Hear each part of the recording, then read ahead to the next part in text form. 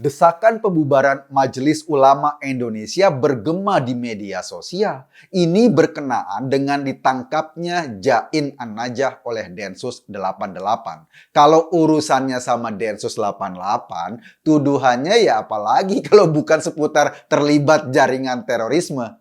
Jain sendiri adalah pengurus MUI yang duduk di Komisi Fatwa, sebuah komisi yang memang punya peran penting di lembaga tersebut. Bersama Jain An-Najah ditangkap juga pendakwah Farid Okbah. Lelaki dengan jenggot mablang ini terlibat dalam jaringan teroris sebagai anggota Dewan Syuro Yayasan Amal Abdurrahman bin Auf. Nah, yayasan inilah yang mengelola kotak-kotak amal. Dan hasil dari kotak amal itu digunakan untuk gerakan teroris, digunakan untuk gerakan kekerasan atas nama agama. Ada ribuan kotak amal yang tersebar di berbagai warung atau restoran di Lampung atau juga di Jakarta. Mereka memanipulasi seolah-olah sumbangan itu digunakan buat masjid, buat anak yatim, buat kegiatan sosial. Padahal, yaitu tadi, buat membiayai para gerombolan perusak Indonesia. Jadi, Farid ini adalah tokoh yang memanipulasi kedermawanan rakyat Indonesia untuk bersedekah. Dan hasil sedekahnya itu dimanfaatkan atau digunakan justru untuk menghancurkan rakyat kita sendiri. Bukan hanya itu, Farid diduga sebagai fasilitator yang menghubungkan kader-kader radikal di Indonesia dengan jaringan Al-Qaeda di Afghanistan. Ia mendidik ustadz radikal untuk menjadi pengacau atas nama agama di Indonesia. Terduga teroris lain yang juga ditangkap adalah Anung Al-Hamad. Baik Jain, Farid, atau Al-Hamad adalah pentolan jaringan teror kelas dunia, Jamaah Islamiyah. Jaringan Jamaah Islamiyah ini adalah turunan dari Al-Qaeda yang awalnya bergerak di seluruh Asia seperti Thailand, Singapura, Malaysia, bahkan sampai Australia dan tidak terkecuali di Indonesia. Tapi katanya nih, saat ini JI lebih konsentrasi di Indonesia. Di tempat-tempat lain mungkin orang ogah bergabung dengan gerombolan pengasong agama yang kerjanya selalu bikin kacau ini. Apalagi gerombolan ini sudah terbiasa main keras. Sementara di Indonesia, JI bisa terus berkembang karena apa? Karena ada pasokan kader-kader radikal yang terus bermunculan. Dari mana sih kader-kader radikal ini? Kalau kita perhatikan ya, forum-forum dakwah kita sering diisi oleh ustadz-ustadz berpandangan intoleran. Dikit-dikit benci sama agama lain, dikit-dikit benci pada perbedaan. Dari pandangan intoleran inilah lahir sikap radikal dan kemudian menganjurkan kekerasan. Dan pada akhirnya mereka menjadi calon-calon teroris. Bukan hanya di mimbar-mimbar masjid saja. Pengajian-pengajian bernuansa intoleran itu disebarkan. Bahkan ya, di stasiun TV, kalau kita mau cermati, kita juga sering menemukan pendakwah dengan pandangan sejenis Farid Okbah ini. Dari sikap intoleran, sekali lagi, lahir paham radikal, dan kemudian pentolan-pentolan garis keras ini tinggal petik tuh hasil-hasil didikannya menjadi kader-kader baru Jamaah Islamiyah.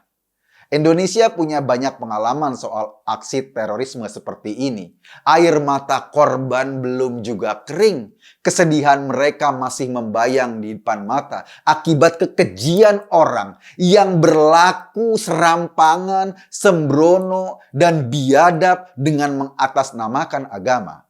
Makanya betapa muaknya kita ketika mendengar justru di organisasi seperti MUI ada terduga teroris bercokol duduk di sebuah komisi penting di sana yang ikut memanipulasi atau ikut merumuskan fatwa-fatwa di MUI yang hasilnya bisa diadopsi atau dijadikan pegangan masyarakat Indonesia.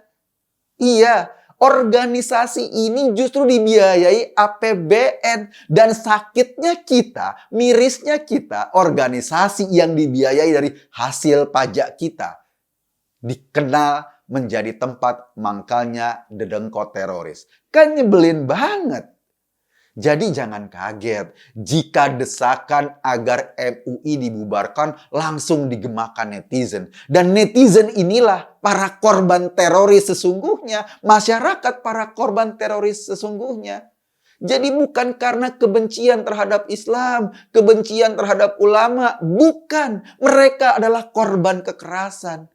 Karena ada kegundahan, jangan sampai organisasi yang dibiayai dari uang pajak kita, dari APBN, menjadi inang baru tempat bergabungnya para gerombolan pengasong agama.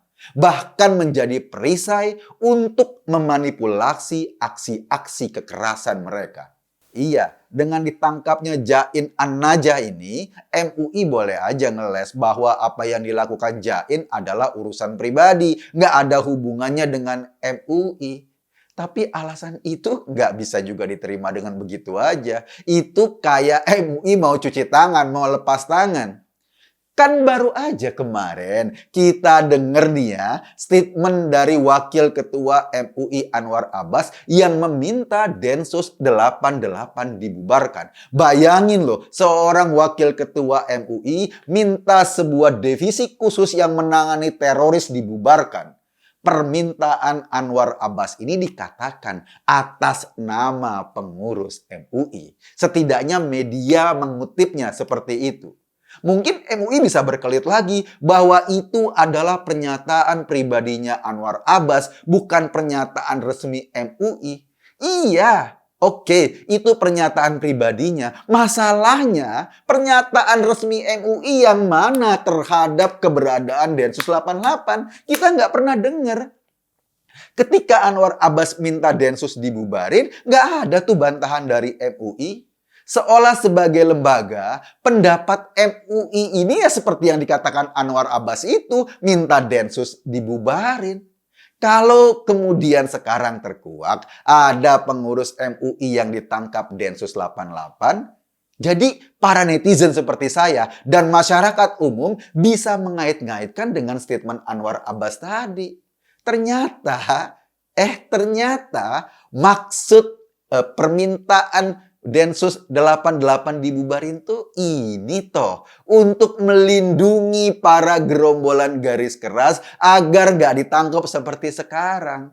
Jadi jangan salah kalau orang mencurigai MUI sebagai lembaga dan kemudian dikait-kaitkan dengan praktek terorisme. Karena memang ada terduga teroris yang ditangkap di sana. Bukan hanya berhenti pada Jain An-Najah seorang saja. Oleh sebab itu masyarakat minta MUI dibubarin. Ini memang berat. Mestinya ya, MUI menjawab keresahan publik ini dengan koreksi diri deh. Dengan membersihkan dirinya. Mestinya MUI punya tanggung jawab moral untuk menjaga citra agama Islam sebagai agama yang rahmatan lil alamin. Kan mereka majelis ulama.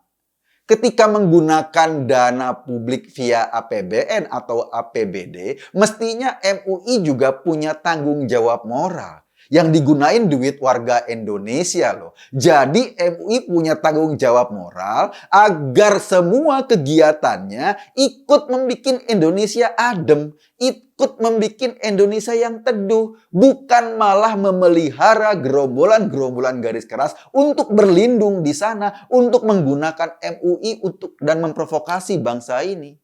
Jangan sampai lembaga bentukan Soeharto yang berdiri tahun 1975 ini menjadi momok baru yang menakutkan bagi masyarakat.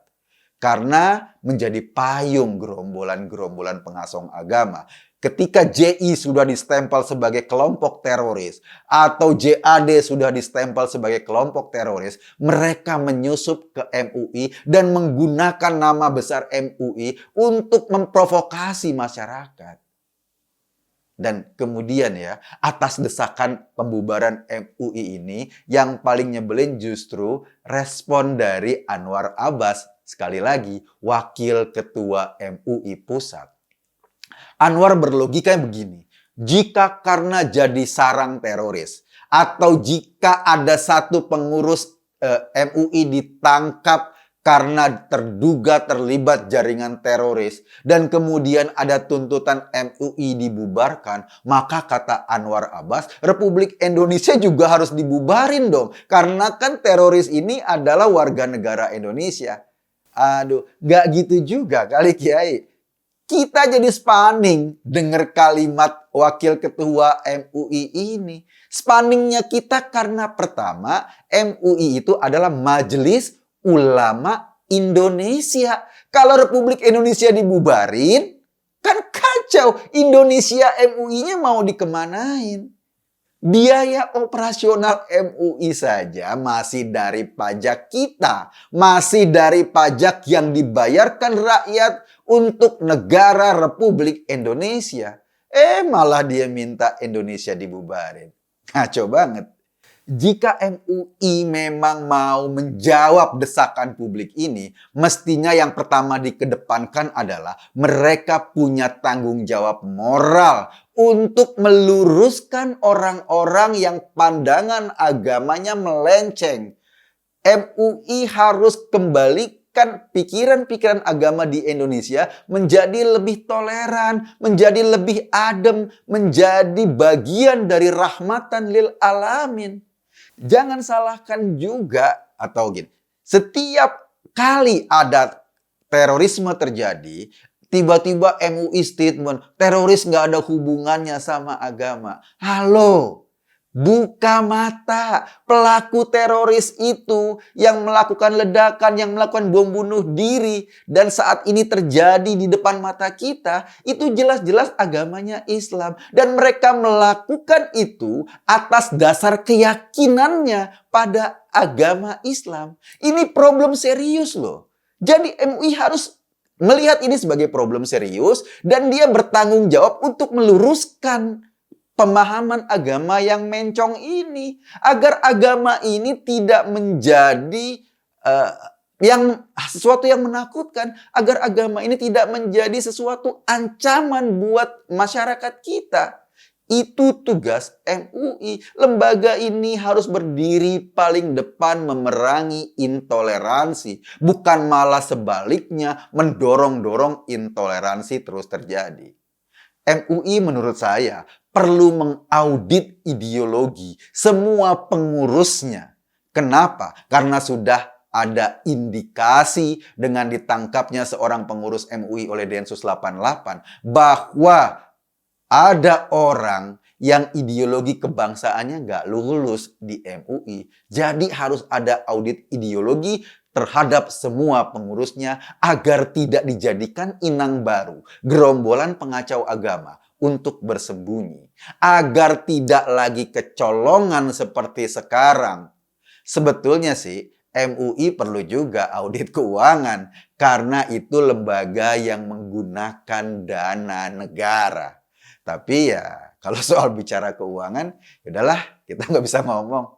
Saya hanya mengajak Anda berpikir, kesimpulannya ya terserah Anda. Terima kasih.